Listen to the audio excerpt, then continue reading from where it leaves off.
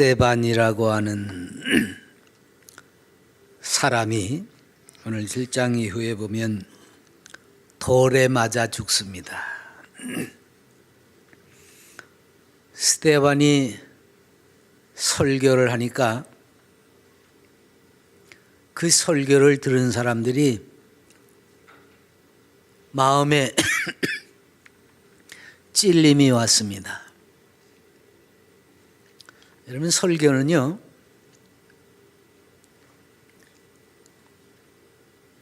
그냥 좋은 말씀 듣는 시간이 아니에요. 하나님이 죄를 책망하고 우리의 허물을 들추어낼 때에 마음의 찔림을 받아야 됩니다. 근데 그 찔림을 받을 때에 두 가지 종류의 사람이 있습니다. 선생들아, 우리가 어찌할꼬?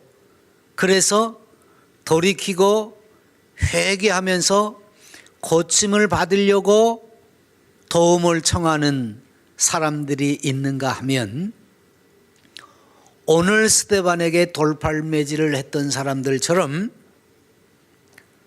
마음에 찔림이 왔는데 그 찔림을 가지고 통회하거나 잡아가지 아니하고 앙심을 품는 거예요. 네가 뭔데 날더러 이래라 저래라 해? 네가 뭔데 나한테 죄인이라고 그래? 그러면서 반항하는 거지.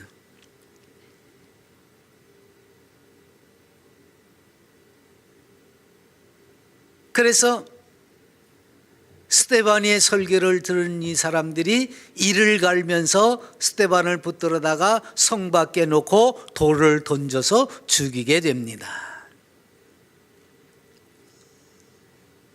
과연 무슨 설교이길래, 어떤 설교를 했길래 유대인들이 이렇게 미쳐서 날뛰었습니까? 다른 게 아니에요. 그들의 조상들이 광야 교회에서 실패한 것처럼 너희들이 지금도 하나님을 믿지 않고 있다. 너희들이 과거 광야 교회에서 하나님을 시험한 것처럼 지금도 그러고 있다.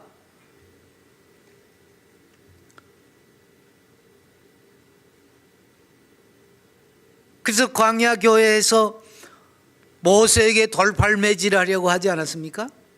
모세에게 원망하고 모세를 죽이려고 했습니다. 그런 마음으로 지금도 너희들이 예수님을 십자가에 못 박아 죽였다, 이렇게 말하는 거예요.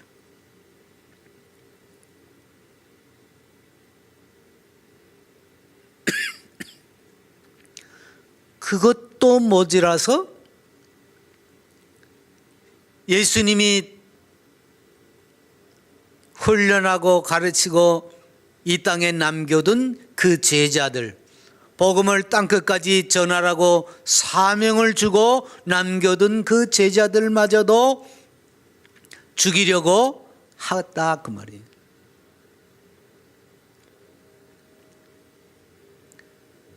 모세가 예수 그리스도의 예표입니다. 주님이 그래서 친히 뭐라고 그랬어요? 모세가 광야에서 뱀을 든 것 같이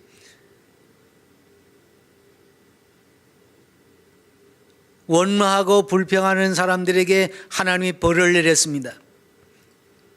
불뱀에 물려가지고 죽게 했지요. 이때 모세가 하나님 앞에 울부짖어 기도합니다. 그때 하나님이 가르쳐 주신 방법이 뭐예요? 놋뱀을 만들어서 장대 높이에 달고 그것을 쳐다보는 이들은 살 수 있도록 해주겠다. 그 장대에 높이 달린 뱀 형상, 그걸 쳐다만 보면 살게 하신 하나님, 그게 십자가 위에 달린 예수님의 모습이라고 말이죠.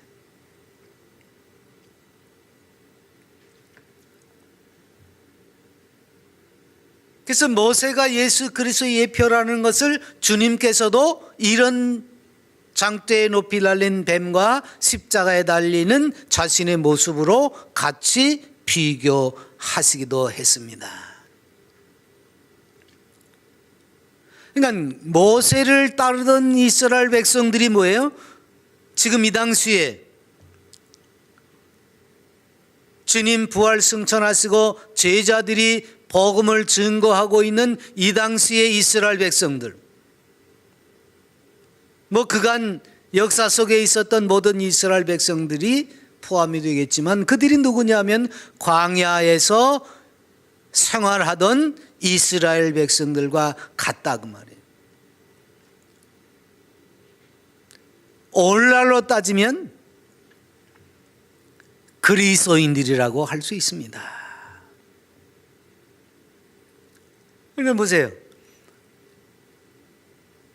하나님이 구원하신 백성들이 구원받은 대로 하나님을 기쁘시게 하고 하나님의 그 인도함을 따라서 백성들을 선두에서 이끌고 있는 모세에게 반기를 들고 원망하고 그랬거든요.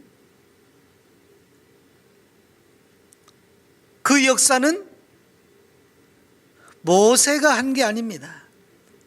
하나님께서 그 모든 과정을 인도하신 거지. 성령께서 역사하시는 일이었습니다. 그런데 광야교회에서 성령을 거슬렀고 말씀을 거슬렀고 계시의 역사를 거슬렀습니다. 하나님의 일을 거슬렀습니다.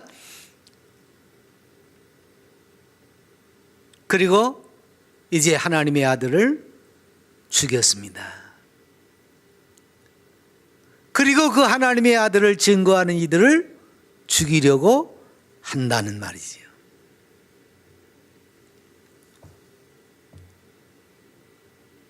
지금 스데반 집사가 이야기하는 그 광야교회라는 표현은 성경에서 여기밖에 나오는 데가 없습니다. 딱 한 군데 나오는 말이지만 의미로 따져보면 성경 전체에 흐르고 있다고 말할 수도 있습니다. 그만큼 이 광야교회라는 표현은 신비롭기도 하고 중요한 표현이기도 하다 그 말이지. 이런 광야는 우리는 광야라고 그러면 잘 경험이 안 돼요. 왜냐하면 우리 주변에는 그런 환경이 없으니까. 근데 이 중동 지역으로 가보면 광야가 뭐 풀도 나무도 없는 곳, 산에도 나무도 없고 뭐 이런 황량한 곳. 사막하고는 또 다르지요. 사막은 모래만 잔뜩 있는 곳이지요. 근데 여기는 돌짝밭도 있고 지형도 험하고 그러나 큰 식물들은 자랄 수도 없고 물도 구하기 어렵고 이런 황량한 곳입니다. 사람이 살 수 있는 그런 환경이 아닙니다. 요즘처럼 문명이 발달한 때에도 이런 광야에 나가서 자칫 잘못하면 길을 잃어버리고 돌아오지 못할 수도 있는 그런 험악한 곳입니다. 그런데 왜 교회가 하필 광야 교회입니까?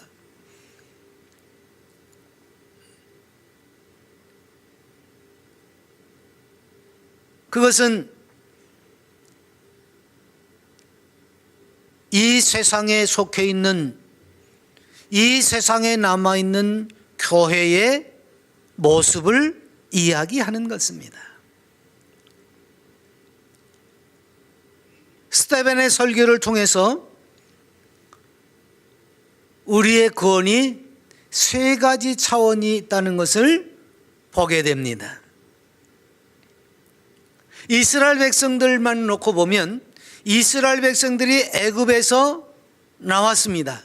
이걸 출애굽이라고 하지요. 그리고 가나안에 들어가기 전에 광야가 있습니다. 이제 많은 사람들이 여기서 애굽을 세상이라고 표현을 하고 가나안을 영원한 하늘나라로 표현을 합니다. 그럼 그 중간에 있는 광야는 교회지요.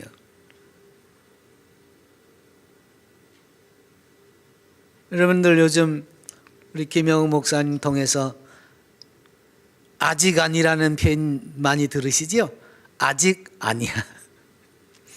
구원은 받았는데 이 세상에 있는 동안은 아직 아니란 말이죠. 출애굽을 했는데 아직 가나안에는 들어가지 않은 상태. 그게 뭐예요? 이 세상에 놓여 있는 우리들의 상태입니다. 그게 광야교회예요.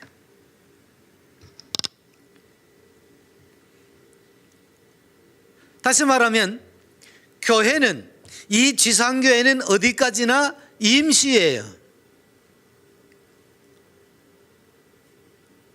출애굽을 하고 가나안에 들어가기 전 거쳐가는 장소입니다.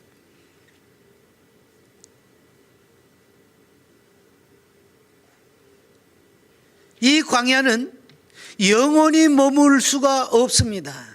영원히 머무는 것도 아니고요. 그냥 스치고 지나가는 것이에요. 그래서 바울 사도도 우리 조상들이 다 구름 아래 있고 바다 가운데로 지나며 모세에게 속하여 다 구름과 바다에서 세례를 받고 그랬습니다.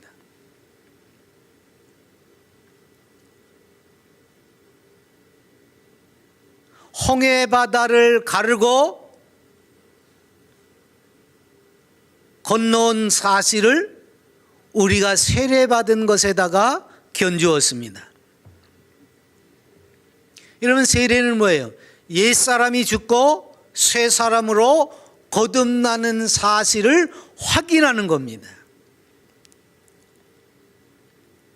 이젠 내가 예수님을 믿기 전에 했던 그 생각과 행동과 삶을 바꾸어서 예수 그리스도의 그 거룩한 삶으로 나아가겠습니다. 예수님은 나의 주고 나의 하나님이시기 때문에 나를 그렇게 인도해 주실 것을 믿습니다.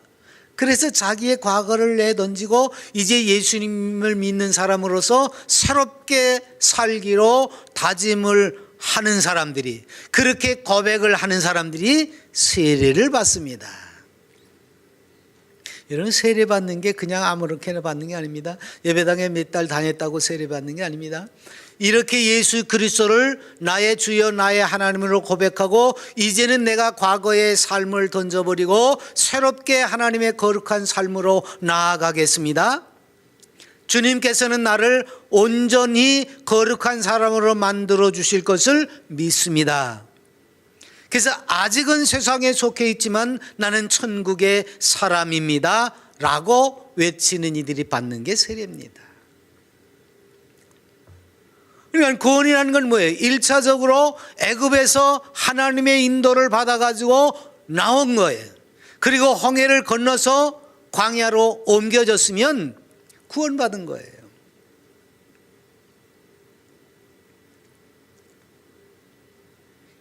그래서 세상으로부터 교회 안으로 들어왔어요. 그래서 교회 안에는 구원받은 사람들이 모여 있어야 하는 겁니다. 근데 어때요? 세상은 그렇지 못해요. 지상교회는 완전하지 못해서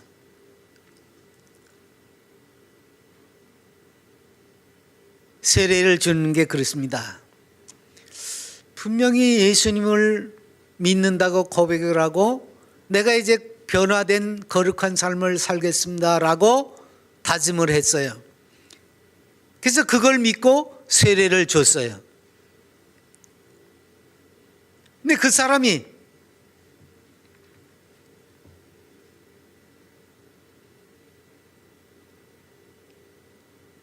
그렇게 살지 않아요. 물론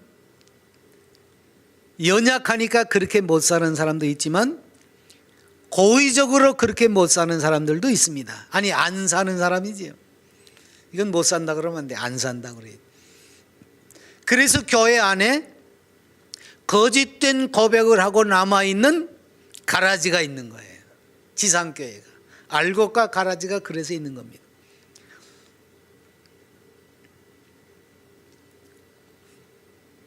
목사가 예수님처럼 완벽해서 그 고백이 진실인지 아닌지를 분명하게 판별을 해내면 얼마나 좋겠습니까? 근데 그게 안 돼요. 그래서 입술로 고백하는 것만 믿고 세례를 줬습니다. 지금 광야 교회에는 이런 사람들이 섞여 있는 거예요. 세상으로부터 구원을 받았고 과거로부터 구원을 받았습니다. 외형적인 형상은 지금 만들어졌습니다. 애굽에서 나왔어요. 광야에 있습니다. 근데 이 광야교회는 이런 이들이 섞여 있게 되는 거죠. 그래서 이런 이들 때문에, 섞여 있는 무리들 때문에 광야교회는 끊임없는 시험에 빠지게 됩니다. 애굽으로 돌아가자고 하는 사람들이 일어나게 되죠. 결국은요, 이런 사람들 때문에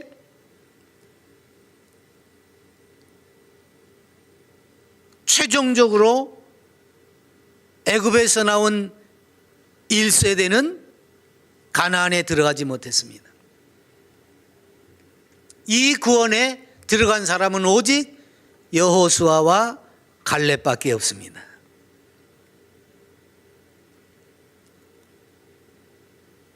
애굽에는 자기의 의지를 가지고 살 수 있는 것이 아니었습니다. 왜? 노예였기 때문에 자유가 없어요. 그런데 애굽의 노예로부터 해방이 되었음에도 불구하고 이스라엘 백성들이 광야에서 그 자유와 기쁨을 가지고 하나님을 찬미하고 하나님의 말씀을 붙잡는 일에 쓰지 아니하고 그 자유로 우상을 섬기고 스스로 매여서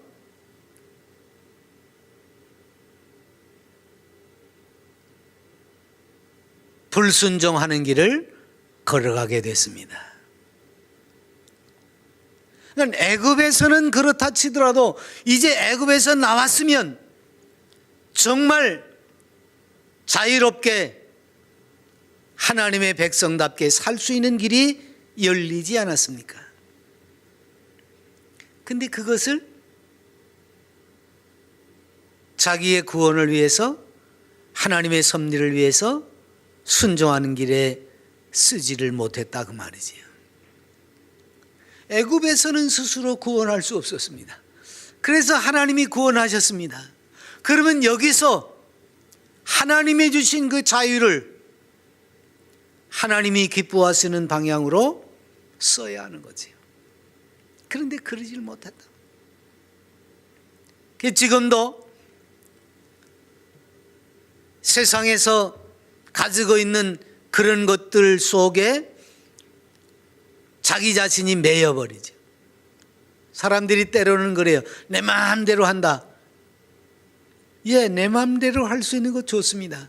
근데 그건 내 마음대로가 뭐예요? 방정으로 치달아서는 안 되는 거죠.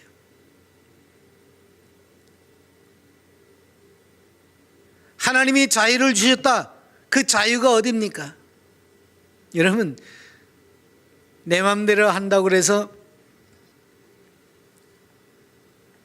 물고기처럼 물속에 들어가서 살 수 있습니까? 내 마음대로인데 뭐 어때? 고래가 내 마음대로 산다고 맘먹고 육지로 올라. 나는 짐승이다. 나는 물고기가 아니다. 나는 척추뼈도 있고 손발도 다 있다. 그리고 육지에서 살겠다고 튀어나오면 그 살겠습니까? 이게 피조물의 한계거든요. 피조물이 누리는 자유의 한계입니다. 우리는 자꾸 그걸 잊어버려요.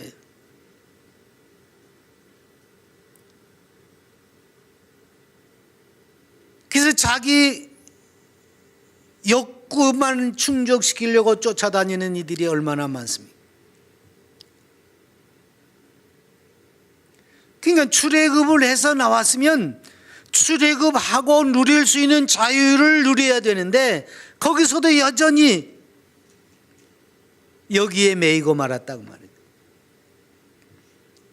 그게 광야 교회에서의 어리석음이었습니다. 물론 광야 교회가 그렇게 만만한 건 아니지요. 광야는 말 그대로 험악하다고 그랬잖아요. 우리가 잘못 생각하면 내가 예수님을 믿고 예배당에 열심히 다니는데 그러면 일이 술술 풀려야 되는데 왜 이렇게 꼬이기만 할까? 이럴 수가 있죠. 근데 이게 광야교회의 특징입니다.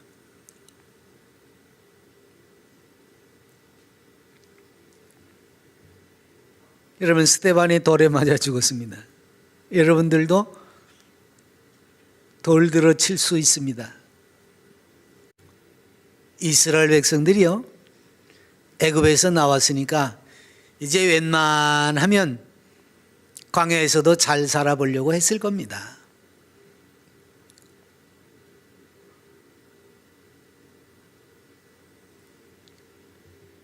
근데 이스라엘 백성들이 애시당초 애굽에서 나올 때부터 그들이 좀 잘 살아보려고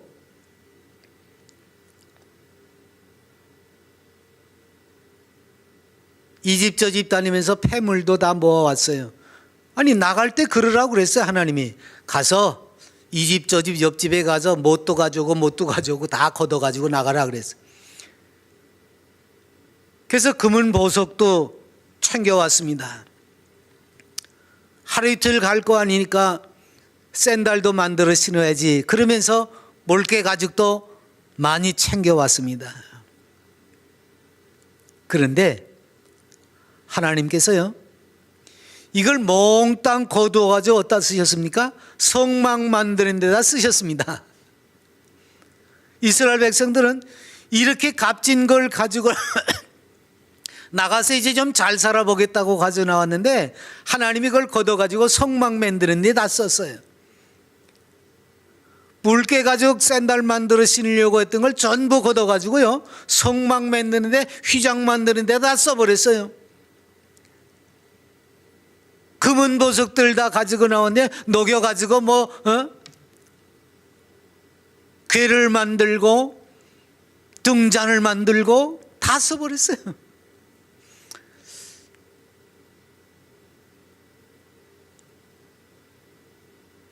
그리고는 농사도 짓지 마라, 길쌈도 하지 마라, 신발도 삼지 마라, 이러는 거예요.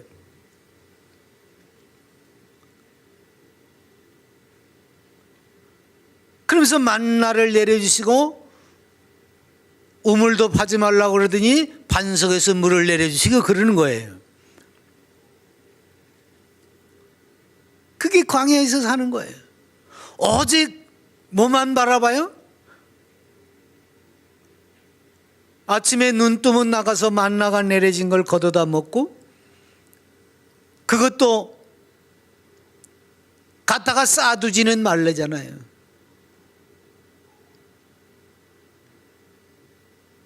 미련한 사람이 에이, 내일 아침까지 뭐 나갈 거 있어. 내일까지 먹을 거 걷어오면 되지. 그리고 이틀치 걷어다 놨더니 그 다음날 아침에 다 썩어서 먹을 수가 없어요. 그래서 굶어.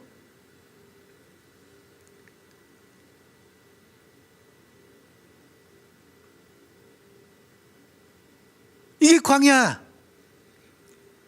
우리가 해야 할 일은 오직 하늘만 바라보는 거예요.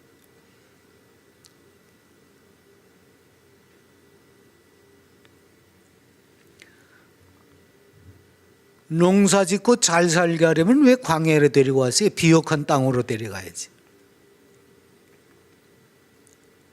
그러니까 처음부터 광야로 나왔다는 것은 이런 기본적인 인생살이의 그 원칙에서 벗어난 거예요.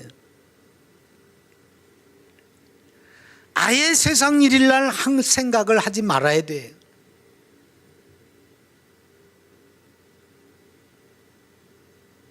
우리가 가끔 그래요. 하는 일마다 안 된다고. 왜 안 되겠습니까? 해서는 안 되는 일을 하고 있기 때문에 그렇습니다. 하나님과 생각이 일치가 안 됐는데 무엇인들 해서 되겠습니까? 하나님과 생각이 일치되고서 하나님이 원하시는 말을 한다고 하면 그때부터 되는 거예요. 물론 하나님과 생각이 일치되기까지는 시간이 참 많이 걸릴 수도 있습니다. 이런 모세가 하나님의 생각과 일치하기까지 시간이 얼마나 걸렸습니까?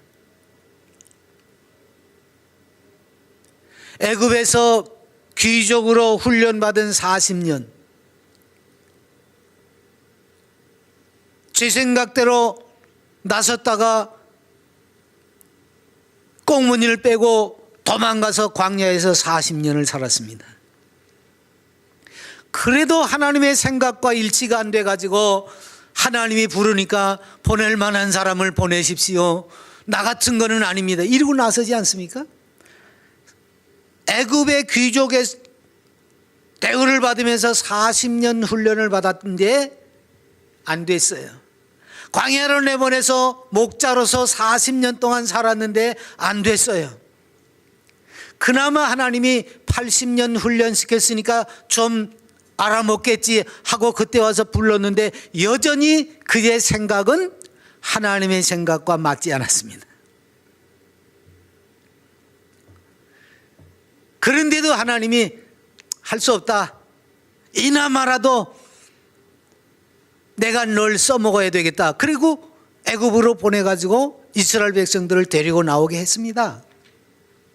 근데 여전히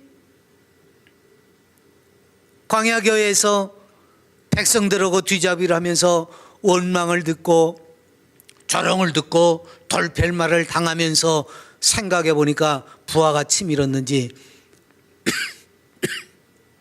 승질 부리다가 하나님이 그래 너는 가나안에 들어가지 마라 이렇게 됐어요. 모세마저도. 그러니까 결국 120년 동안 하나님이 훈련시키고 일꾼으로 부렸음에도 불구하고 여전히 모세가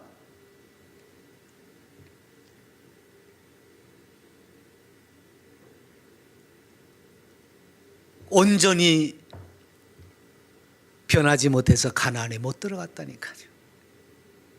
이게 웬일입니까?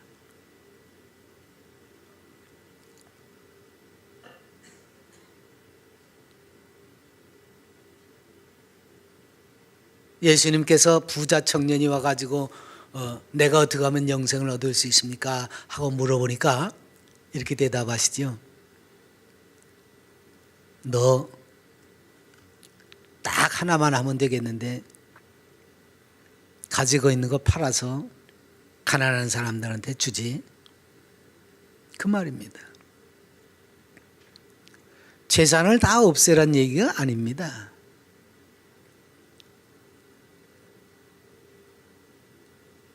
재산 모으는 일에 몰두했던, 즉 세상 일에 몰두했던 그 생각을 버리고 이제는 하나님 나라의 일을 생각해라 그 말입니다. 이런 마지막 때요, 주님께서 새벽기도 잘하고 왔습니까? 예배당 잘 다녔습니까? 성경 몇 번 읽었습니까? 이런 거 물어보는 게 아니에요.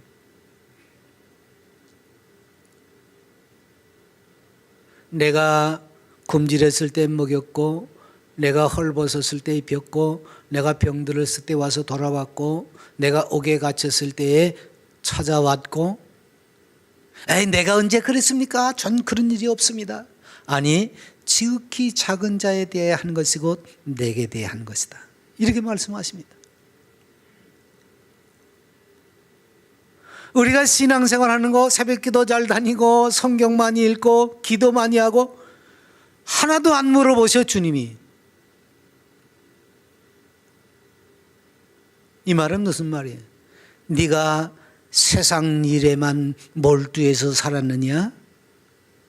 아니면 주님의 일에 마음을 바쳐 살았느냐? 그걸 물어보시는 거예요. 여러분 요즘 현대 교인들이 특히 더 그럽니다마는 신앙생활 하는데 목적이 어디 있습니까? 주님 일을 잘하기 위해서입니까? 아까 첫 번째 시간에도 그 얘기가 나오더만. 연보 왜 합니까? 이걸 로또보다도 더 심해요. 내가 이렇게 하면 복을 주시겠지 그러고서 맨날 신앙생활 자체가 목적이 거기에 있어요. 그런데 거기에 어떻게 하나님이 동의하시고 복을 내려주시겠습니까? 세상 일에서 벗어나서 하나님의 일에 마음을 쏟으라는 거예요.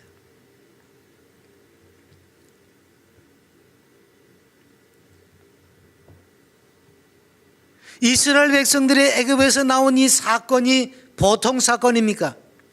10가지 재앙을 내려서 간신히 애굽에서 나오게 하셨습니다. 이 10가지 재앙은 애굽 백성들에게 하나님이 혼쭐 내려고 내린 재앙이 아니에요. 이 재앙은 이스라엘 백성들에게 너희들을 천하의 둘도 없는 권세가인 애굽의 바로로부터 구출하시는 하나님은 이런 하나님이야 라고 보여주시는 것이지, 애굽 백성들에게 그 장면을 보이려고 하신 것이 아닙니다. 애굽 백성들 기죽이려고 하는 일이 아니에요. 하나님의 백성들에게 하나님은 이런 하나님이야, 그래서 하나님을 믿고 의지할 수 있도록 하기 위해서 보여주신 역사지, 그까지 그 애굽의 바로를 처리하려면 그냥 단칼에 베버리면 그만이지요. 근데 그게 아니에요. 이스라엘 백성들에게 하나님은 이런 분이라고 하는 것을 천천히 보여주신 겁니다. 그러면 애굽에서 나올 때에 그 엄청난 역사를 경험했으면 전적으로 하나님을 믿고 따랐어야 되지요. 근데 몸뚱아리는 억지로 불려 나왔을는지 모르지만 그 마음은 여전히 거기에 머물러 있지 않아요. 여러분 광야교회가 뭡니까? 하나님의 이 엄청난 역사를 보고 하나님께서 우리에게 예비하신 그 가나안 땅이 여호수아와 갈렙의 말대로 저들은 우리의 밥이야, 저들은 우리 먹이야, 하나님이 주신 땅 분명히 우리 거야. 그래서 거기에 소망을 두게 하시려는 것이지 뒤를 돌아보라는 것이 아닙니다. 근데 이 강야교회에 나온 사람들이 그런 행동을 하지 못하고 그런 생각을 하지 아니하고 뭐라 그래요? 조상들이 모세에게 복종하지 아니하고자 하여 거절하며 그 마음이 도리어 애굽으로 향하여 복종하지 아니하고자 하여. 이게 뭐예요? 복종 안 했다 그 얘기가 아니죠. 그보다 더한 말이에요. 이거는 복종하지 않으려고 작정하고 그 말입니다. 복종할까 말까 그게 아니에요. 복종하지 않으려고 아예 마음을 먹었어요. 이스라엘 백성들이 광야에서 모세를 원망하고 모세에게 달려드는 건 뭐예요? 복종하지 않으려고 작정한 거예요. 어쩌다 보니까 내가 복종을 안 하게 된 게 아니에요. 복종하지 않으려고 마음을 먹었어요. 그러기 위해서 뭘 떠올렸어요? 애굽을 떠올린 겁니다. 참, 어떻게 사람이 이렇게 머리가 돌아가지요? 그냥 복종하지 않겠다 그게 아니에요. 복종하지 않으려면 어떻게 해야 되겠다 생각해 보니까 애굽을 그리워하면 되겠다 그거예요. 여러분 예배당 다니면서도 그런 마음 먹는 사람들이 아마 있을 거예요. 어떻게 하면 내가 신앙생활을 잘할까가 아니라 내가 어떻게 하면 예배당을 안 나갈 수 있을까? 그래도 그동안 다닌 의리가 있으니까 그냥 나가면 좀 미안한 것 같기도 하고 어떻게 하면 내가 그저 튕겨나간 것처럼 튕겨나갈 수 있을까? 아주 기회만 타고 있는 사람들도 있지요. 예배당에 안 나오려고.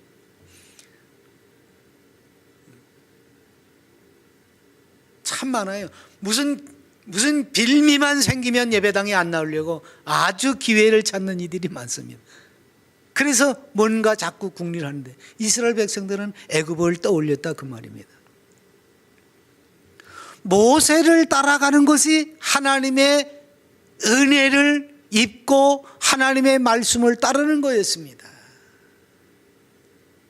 근데 애굽을 생각하면서 모세를 부정합니다. 부정하다 못해 원망합니다. 여러분 보통 말하기를 죄 짓지 마라 그러면 그저 도덕적인 윤리적인 이런 범법자가 되지 말라는 얘기로만 알아듣습니다. 그건 어린애기 신앙이에요.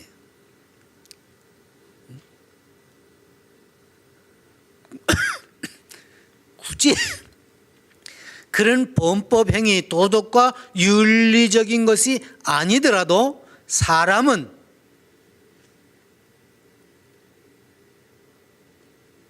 고마워해야 할 줄 알고 기뻐할 줄 알고 감사할 줄 알고 그래야 되는 거예요.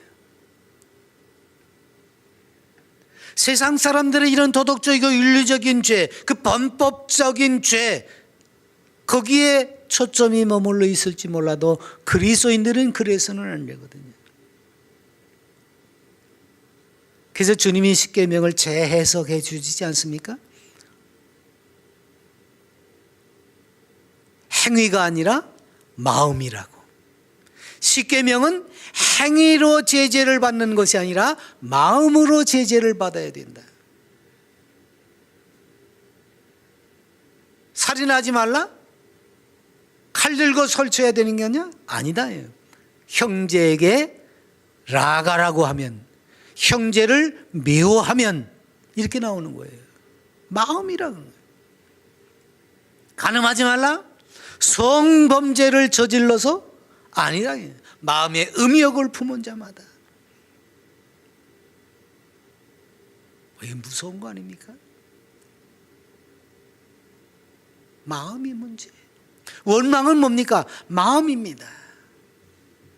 바깥으로 드러나는 것이 아니에요. 마음은 뭡니까? 우리는 서로 잘 몰라요.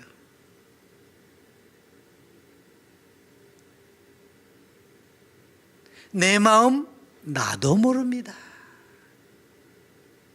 여러분 피차 서로의 마음도 모르지만 본인 자신의 마음도 모르는 게 인생입니다. 그래서 맨날 하는 말이 뭐예요? 내가 왜 그랬을까? 내가 내 마음을 알면 그때 그랬겠어요? 내 마음을 모르니까 그랬지.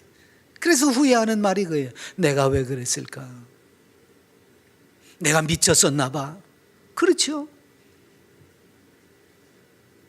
근데 뭐 내 마음대로 한다고요? 자유라고요? 천만에.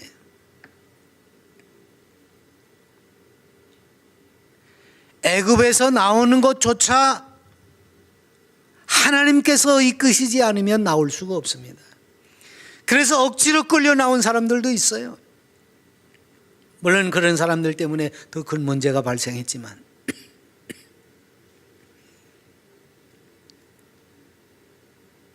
그러니까 광야 교회에 나와가지고 이 사람들이 고의적으로 마음을 왜곡되게 갖고 불평하고 원망했던 겁니다.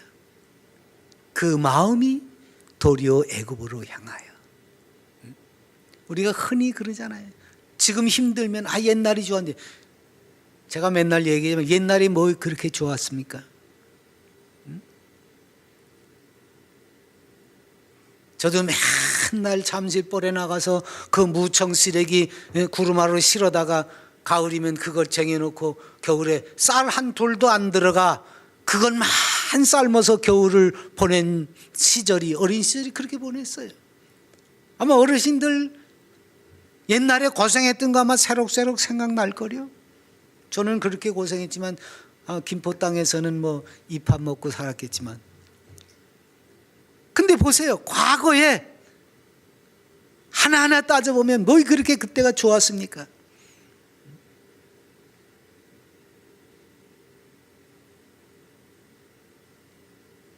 그땐 젊어서도 그렇겠지만 영하 20도인데 새벽에 일어나서 제가 찬물로 머리 감고 새벽 기도를 했어요.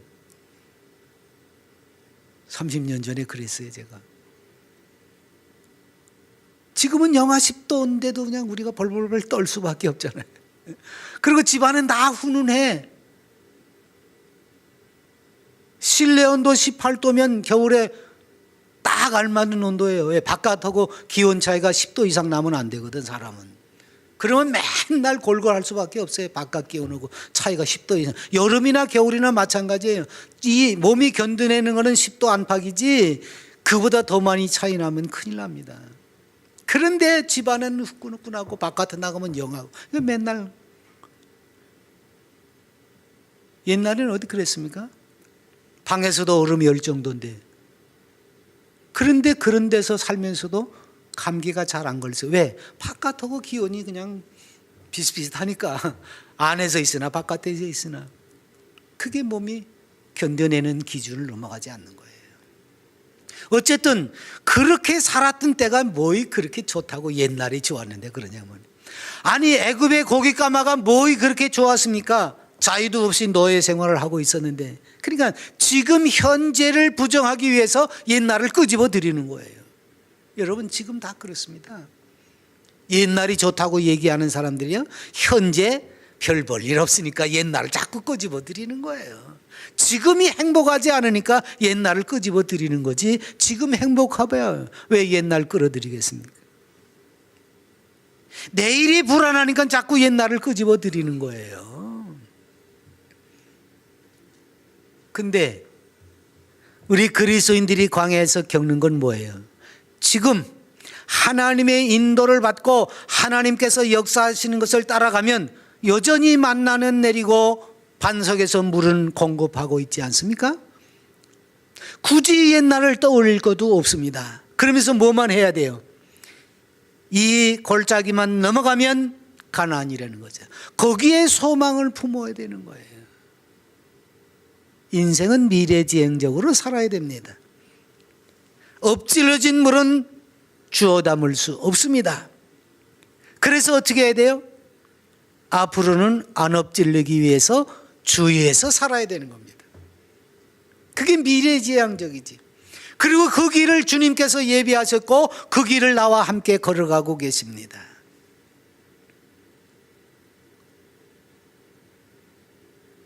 그걸 확인하는 데가 광야교회입니다. 내가 혼자 가는 것이 아닙니다. 주님께서 같이 가십니다. 그게 임마누엘 아닙니까? 비록 살기가 곤궁하지만, 핍절하게 됐지만 여전히 주님 나와 함께 하시는 그것이 복입니다. 그리스도인들의 복은 거기에 머무르는 거예요. 광야에 머물러서도 안 됩니다. 과거로 돌아가서도 안 됩니다. 요단강 건너편에 가나안 땅을 예비하신 하나님께서 앞으로 정진해 가라고 하십니다. 많은 사람들이 여전히 그때가 좋았다고 말합니다마는 우리는 지금 현재 이 자리에 주님이 나와 함께 하심을 믿어야 합니다. 그래서 끊임없이 말씀으로 격려하고 권면하시는 겁니다. 모쪼록 하나님의 말씀을 붙쫓아서 순종하는 그리스도인, 그런 그리스도인을 만들기 위해서 여전히 이 광야교회에서 구원받은 백성이지만 아직 아니의 모습으로 훈련을 받고 있는 거예요. 이 훈련을 달게 받고 오히려 영원한 나라를 소망 중에 바라보는 멋진 그리스도인들, 그렇지 않은 사람들은 오늘 스데반을 향해서 돌팔매를 던진 사람들이 될 수밖에 없습니다. 아무리 하나님의 진리를 외쳐대도 이 세상에는 돌팔매를 던지는 사람들이 있게 마련입니다. 과연 여러분들은 돌멩이질을 하지 않는, 그래서 하나님 나라만 소망 중에 바라보는 멋진 그리스도인들이 되시기 바랍니다. 기도합니다.